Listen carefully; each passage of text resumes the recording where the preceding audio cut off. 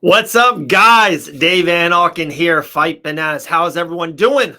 Tuesday, September 5th. A lot to get into. It's a UFC pay-per-view week. It's a game, bread, bare, knuckle MMA week. I cannot wait. I will be there live in building Jacksonville, Florida, Friday. Cannot wait for that. A lot to get into, guys. Fight Bananas, a huge week for us. 3 post-fight shows. We got tonight for the Dana White Contender Series. We got Friday night for Jorge Masvidal's game, bread, bare knuckle MMA. And then, of course, Saturday night, UFC 293, Israel Adesanya, Sean Strickland fights for the UFC middleweight championship of this world. So a lot to get into. But, we've been doing it for a couple weeks now. At least I have been doing it for a couple weeks. I love getting one topic, 10 minutes, and really kind of going all in on it. So, that's what I'm going to do. We've been doing it mostly on audio. I'm a podcast guy, audio guy, but we're starting to do it a little bit more on video. You guys been liking it, trying to get more in the YouTube world of it. So here we go. We will do a lot of Izzy. We're about to turn the page. This is the last day. Yesterday was Labor Day. I like doing it on Monday. Labor Day, kids were off. It was a kid day. We had a good ice cream day. Let's just say that. Maybe too much ice cream, ice cream for lunch and a little bit for dessert. So yesterday, turning the page. But let me go a little bit on UFC Paris. I know Saragon won the main event and, impressive win on him. We usually do positive. We usually talk about the winners and moving forward on the winners. But something struck me, right? And we keep on saying this. There's so many analytics that we see on the back end of Fight Bananas. We are blessed beyond belief that we see, we see all the shares and the likes and the comments on our social, especially Facebook, Instagram, but especially on Facebook. We have a ton of traffic. We're doing millions on millions on millions each day. I think last month we hit over 150 million reach. When we post 10, 12 times a day, that's a lot. We are seeing a ton of traffic on our Facebook page. So we are seeing a ton of highs and a ton of lows on what we post on our page. And it's wild to see what hits and what doesn't, what gets positive reinforcement and what gets negative traction on socials. And I'm just going to, the topic of hand is Rose Namajunas, Thug Rose. So I guess I'll start with the story. I was personally there live in Jacksonville, Florida, around two and a half years ago.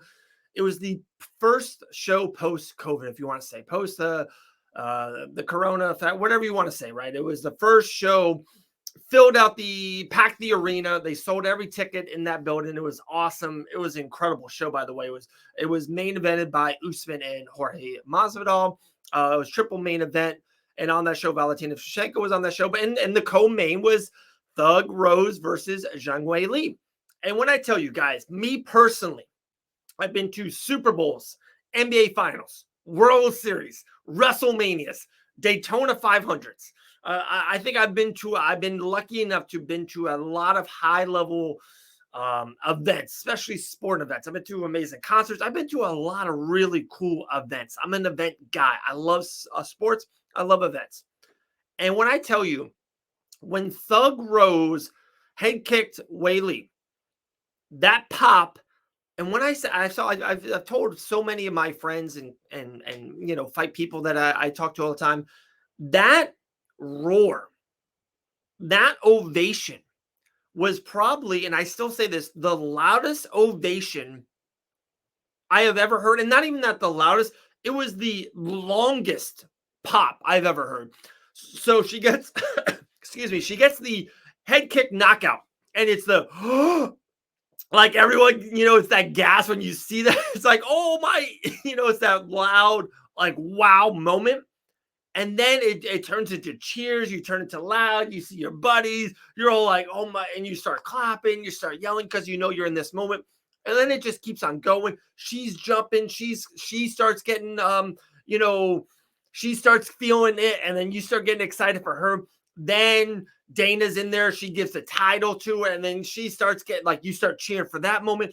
I'm telling you, for 2 minutes, it was a roar. When Simba does, when you let me hear you roar, right? That moment, the Lion King. I'm sorry, guys. I'm a dad. That's what my first thing was in my head. That roar for 2 minutes was probably one of the loudest roars I've ever heard in sports history. Like I said, Daytona 500, Super Bowls, WrestleMania, all these loud, historic moments. That pop was amazing. And at that time, where I'm going with this is Rose Namajunas in a weird way. I'm trying to think of like where I was getting this. So she just lost to Fiora, and it's so weird. I never, like, she didn't get arrested. Like, I know the Carla thing was bad, right? But she lost the fight. Like, she lost to Carla. She didn't say anything awful. She didn't like flick anyone up. She didn't like do anything really bad or disrespectful. Her downward spiral or trend or whatever you want to say. Let me get water. I got a frog in my throat. Like, I feel like she was pound for pound best female fighter in the world. She was the queen of the strawweights, like whatever you want to say. And not even that, her popularity, she was like Thug Rose. Like, everyone loved, I felt like Thug Rose Namajunas. Like, she was everyone's favorite female fighter. And there was a lot of young females on the rise in the strawweight and the flyweight divisions and stuff of that nature. But Rose Namajunas to me was like almost untouchable. And guys, that was only like 2 years ago. She's only lost 2 mixed martial arts fights. She lost to my dear friend Jillian the Savage Robertson in a grappled match. And it just seems like she lost to Carla, and maybe one of the, it's like deemed one of the worst fights. It's the worst, title fight in the history of the sport. And then she just lost. And that was a good fight. But I seen through our socials, like, she is so, I don't want to say hated, because that's too far. But like, people are like, she doesn't have a weight division. Like, people are so negative on her. I know she just saw a live. I saw a lot of like BS on her socials on that. Like, people are like, what does she do? Where does she go? What fight does she fight next? Like, Tatiana is next in the strawweight division. People are like, does she go back to strawweight, try to fight Wei Lee? And, where does that go? Flyweight, like, is she done as a flyweight? Like, if she can't be for Aaron Blanchfield, guys, the champ, Valentina Grasso, does she have a chance in there? Like, what does Rose Namajunas do? Like, if I would have told you 30 months ago, like, is Rose done? Like, you would have, like, that just wouldn't comprehend, right? It's almost like Israel Adesanya right now at his highest peak. Like, he's almost untouchable. If I would have told you, 2.5 years from now, like, Izzy's out of the UFC, like, you would have been like, no way. Like, he's the best middleweight in the world. And he's went up to light heavyweight already. Like, he's already kind of maybe talked about it. It just seems really like odd. It's like, wow, I did not see this forthcoming that 2.5 years ago, Rose Namajunas, one, just wouldn't have a place, wouldn't have a weight division. And then 2, just be unpopular. Like, she was the co-main event of a UFC Paris show that had no buzz, and then she lost. And then, like, I'm telling you guys, through at least Fight Banana socials, she was like disliked through our socials, and I didn't see it.